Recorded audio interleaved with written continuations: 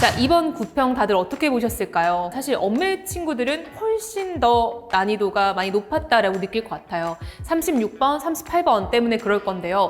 36번, 여러분들이 이 문제에서 놓친 건 뭐냐면요. 기역, 니은, 디귿을 요구하니까 기역, 니은, 디귿만 보면서 이렇게 긴 문장들을 분석하려고 하니까 어려웠던 거거든요.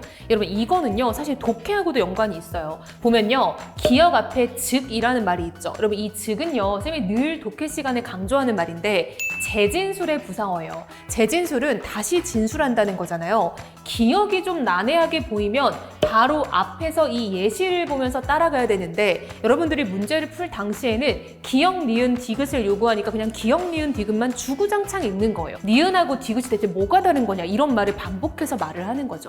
여러분, 기역 앞에 예시를 보면요. 평화, 수호는 명사, 명사 조합인데 여기 보면 인권을 보장하기는 이제 이걸 절이라고 하죠. 우리가 목적어와 서술어로 처리된 절이기 때문에 바로 뒤에 설명 나오죠. 그래서 얘네들은 서로 대등하지가 않다라고 하는 거예요. 그걸 기억해서 병렬 구성을 이루려면 단위가 동일해야 하는데 그게 맞지 않다라고 설명을 하고 있는 거예요. 그러니까 여러분들이 기억에만 좀 집중했다면 많이 어려웠을 거고 앞에 예시를 바로 긁어갔다면 이건 조금 더 쉽게 접근할 수 있었을 거라 생각을 합니다. 마찬가지입니다, 여러분. 니은도 보면요. 니은 앞에 재진술이 있죠. 그럼 이 앞에 것을 보면 되는 거예요. 자, 보면요. 얘는 서술어에서 필요로 하는 문장 성분이 빠졌다라는 얘기인 거예요. 보면 남을 속이기도 하고 속기도 한다라는 말에 우리가 속기도랑 어울리는 성분이 지금 없죠.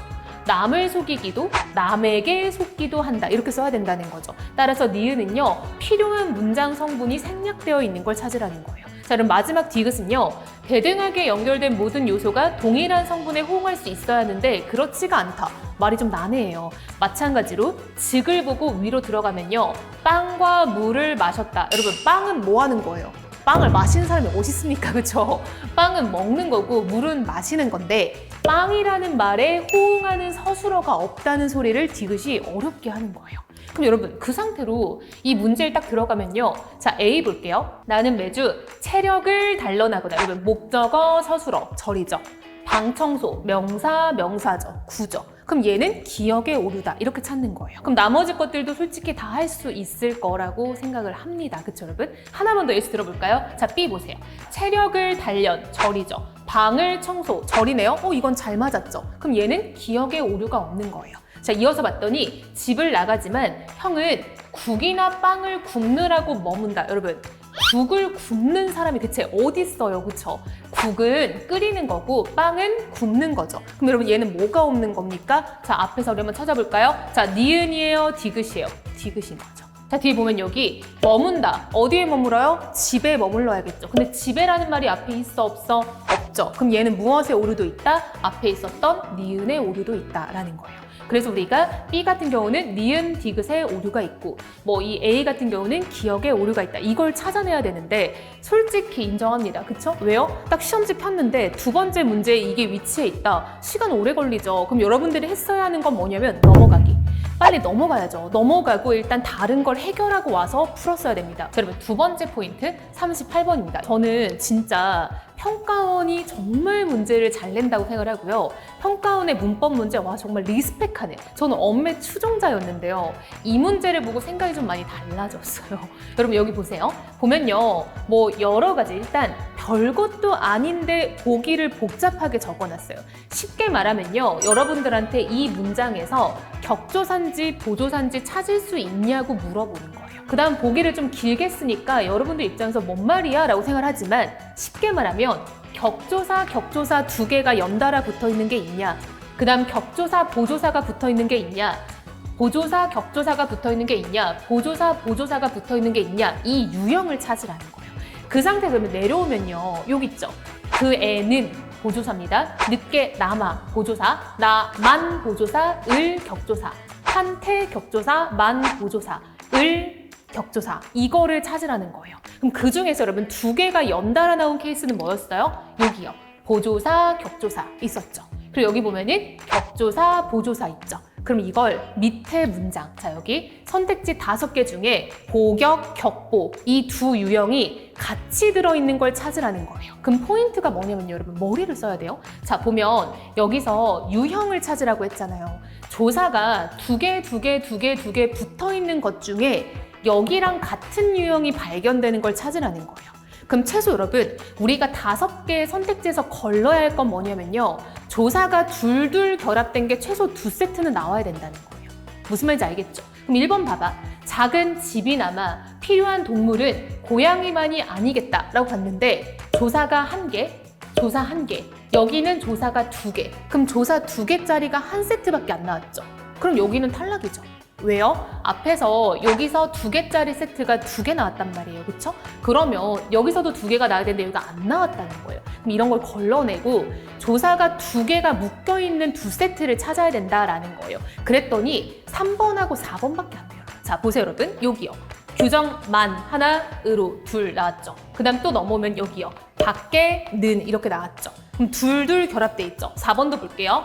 훈 이라면, 그쵸? 로서, 는 이렇게 둘둘 나왔죠. 그럼 우리가 찾아야 될 건 뭐냐면 하나는 보조사가 먼저 나오고 두 번째 거는 또 격조사가 먼저 나오는 세트를 찾아야 된다는 거예요. 여길 봤더니 여기는 보조사, 여기는 격조사죠. 여길 봤더니 얘는 보조사, 얘도 보조사. 그럼 얘는 탈락인 거죠. 그럼 여기 보니까 또는 보조사고요. 여러분 이라면 이제 이게 평가원의 어떤 패심의 일격일 수도 있는데요. 여러분 이 정도는 우리 친구들 엄매하는 친구 다 알아야 돼요.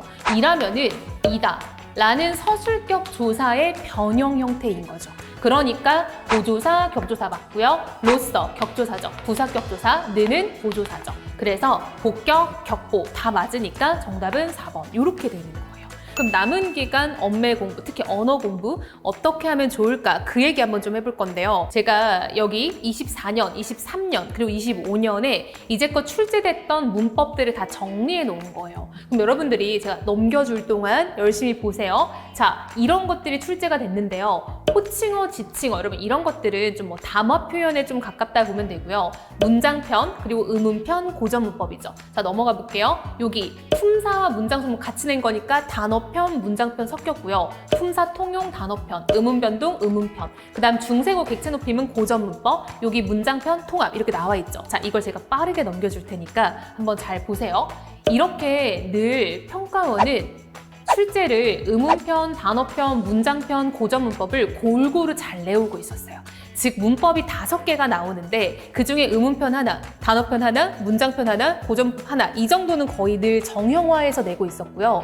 마지막 하나가 이제 지문형으로 묶여 있어서 어느 파트가 하나 더 출제된다거나 아니면 조금 이런저런 것들이 복합적으로 출제가 된다거나. 우리 2번 6평 보세요. 6평에서 불규칙 활용 단어편이고요. 의문변동은 의문편인데 얘네 2개는 원래 합쳐서 늘 잘 나오는 고난도 문제예요. 이건요 그냥 너무 잘 낸 문제예요. 두 번째 의문변동 의문편이고요. 문장편 종합 다 섞었죠. 이것도 충분히 나올 수 있는 것들인데 다 합쳐서 내니까 난이도가 높아졌던 거죠. 그러니까 우리 친구들이 6평 때 언어 어려웠다는 얘기를 하는 거잖아요. 그렇죠? 그다음 관형사절 문장편에서 이것도 좀 세부적으로 많이 나오는 파트인데 이것도 나왔고 마지막 고전문법. 그럼 보면 알다시피 의문편, 단어편, 문장편, 고전문법 다 섞여서 잘 나왔죠. 이게 약간 일반적인 흐름이라고 보면 돼요. 근데 여러분 2번 9평 보세요. 문법의 병렬적 구성.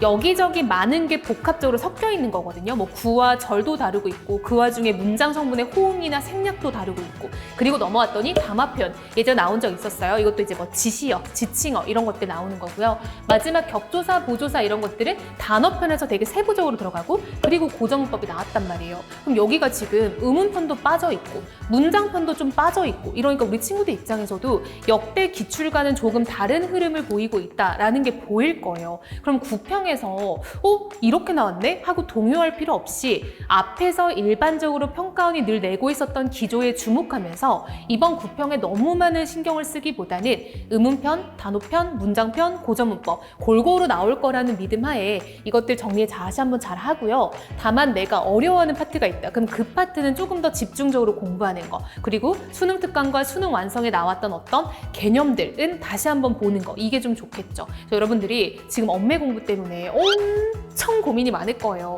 내가 왜 엄매 선택했나 후회되기도 할 거고요. 하지만 선택했고 잘 봐야 되지 않겠습니까? 그러니까 쌤이 마지막 화면에서 진짜 문법에서 꼭 알아야 되는 개념들만 딱 정리해서 보여줄 거니까 그거 캡처해놓고 남은 기간 열심히 공부하면 엄매에서도 분명 광명 찾을 수 있을 거라 생각합니다, 여러분.